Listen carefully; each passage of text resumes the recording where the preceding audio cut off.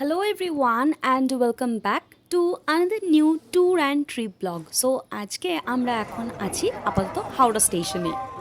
গরমের ছুটি এক্সটেন্ড হওয়ায় আর তীব্র গরম থেকে বাঁচার জন্য আমরা চটজলদি কেটে নিয়েছিলাম এনজিপির টিকিট, আর ফ্যামিলির সকলে একসাথে মিলে আজকে যাচ্ছি এনজিপিতে। তারপর ওখানের থেকে কোথায় যাই সেটা কিন্তু তোমাদের জন্য সারপ্রাইজ। হাওড়া স্টেশনে দেখলাম প্রচুর প্রচুর লোকের ভিড়, বাট আমরা লাস্ট মোমেন্টে টিকিট বুক করায় বন্দে ভারতে আমরা টিকিট পেয়েছিলাম। সো আজকে সেটাই তোমাদের সাথে পুরোটা শেয়ার করব। বেশ 5-6 বছর আগে লকডাউন পিরিয়ডের আগে বাবা মার সাথে দার্জিলিং ফার্স্ট টাইম ঘুরতে এসেছিলাম। তখন নিজে হাতে টুকটুক করে সমস্ত রকম বুকিংস করেছিলাম, আর দার্জিলিংটা আমার জন্য লেগেছিল বেশ ভালো।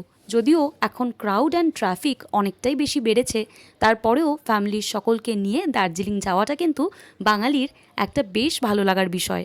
তার মধ্যে তোমরা কিন্তু জানো অলরেডি এই ইয়ারে আমরা দীঘা আর পু পুরী অলরেডি কমপ্লিট করেছিলাম। সো বাঙালির মোস্ট ফেভারিট দা দার্জিলিং। ওই দেখো, কথা বলতে বলতে আমাদের যেটা রিফ্রেশমেন্ট ড্রিঙ্ক সেটা আমরা পেয়ে গিয়েছিলাম। তারপরে কিছুক্ষণের মধ্যেই কিন্তু আমাদের এখানে চলে এসছে ডিনার প্ল্যাটার।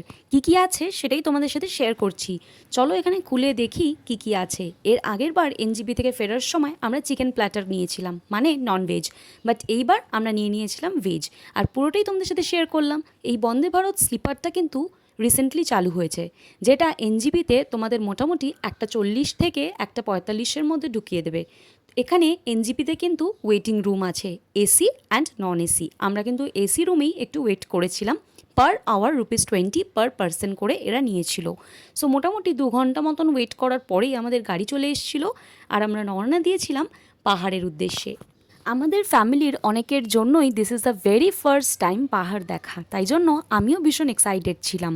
আমি আর সুপু অনেকবারই এই এনজিপি থেকে গ্যাংটকের উদ্দেশ্যে গেছি, বা আমি বাবা মার সাথে অনেকবারই এই পাহাড়ে এসছি, বাট ফ্যামিলি মেম্বার্সদের জন্যই এইবার এইটা ভিজিট করেছিলাম।